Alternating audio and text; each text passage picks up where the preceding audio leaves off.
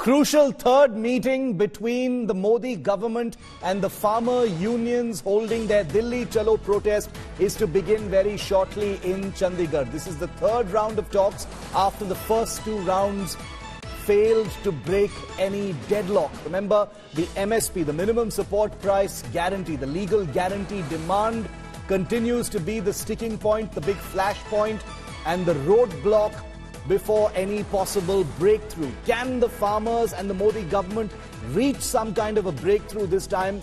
We'll have to wait and see. Both sides are holding firm. Jagjit Singh Dalewal and Jarnail Singh are among the top farmer union leaders who've arrived at the Mahatma Gandhi State Institute of Public Administration for their meeting with Agriculture Minister in the Modi government Arjun Munda, Nityanand Rai and Union Minister Piyush Goyal. So 3 ministers have been sent to confer with the farmers as part of this third round of talks. I want to bring in India Today's reporters who've been tracking all aspects of the farmer protests, which is now on day 3. Milan Sharma is at the Singhu border. Kamaljeet Sandhu is in Chandigarh. Kamal, I'll come to you first. Third round of talks. Both parties have already arrived for the discussions. All eyes will be on whether any kind of breakthrough is even possible. What are you sensing? What are you hearing? Because from whatever is emerging from both sides, there doesn't appear to be a breakthrough in sight, Kamal. Well, absolutely, Shiv. The talks are very precariously placed. Now, the tensions have been there have been tensions in Shambhu border, in Kanori border, and behind me is what you can see is an extra deployment which is being done, and that is also of Chandigarh police. So besides that, it's also, if you can just show you the camera, there's also the BSF deployment or the paramilitary deployment which is currently being done. So very clearly, security is being beefed up here, but what is important and significant is what happens within the table, across the table, and this is where can there be any out-of-the-box thinking. Now remember, the farmers have been very adamant as far as legislation on MSP, C2 plus 50% guarantee formula, implementation of Swaminathan report. They are also talking about how there have to be at least 15 to 16 demands. Several of these demands have been taken and into consideration. The government has been talking about a middle path, but perhaps the Punjab-based farmers are not really willing. But what they're doing is, because of the action of Haryana police at the borders, the using of tear gas as well as the drones, has actually put several other farmer leaders in solidarity. And today also, when they're talking about taking the March Chalo Delhi, which was to happen on the 13th, now there seems to be a standoff between the forces as well as the farmers right there in Shambhu border. And this is where the government is trying its best to stall them there, while the farmers are adamant they want to move ahead, considering that they want the government to cave into their demands. Now, can the MSP happen? The government took out a full-page ad in several papers today saying at least 22 such crops the MSP has been given.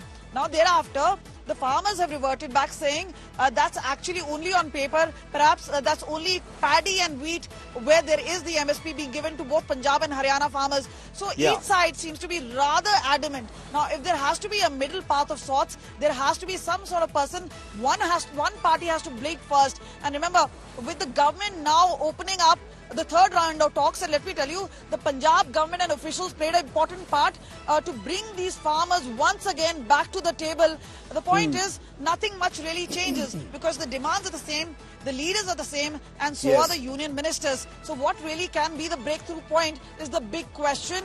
Meanwhile, it does seem, whether it's Rakesh Tiketh or for that matter, the BKU or the others who are joining in on solidarity on days, but there is a lot of pressure coming in from small farmer units to their leaders that they should join in support of these particular farmers, and eventually that could lead to a bigger problem. But meanwhile, can there be a solution? The meeting today, which will go on till perhaps last time it went around till 12 o'clock at night, but this time around there has to be some sort of mindset, and this is where there would be some sort of concession from each side before they can arrive at a conclusion.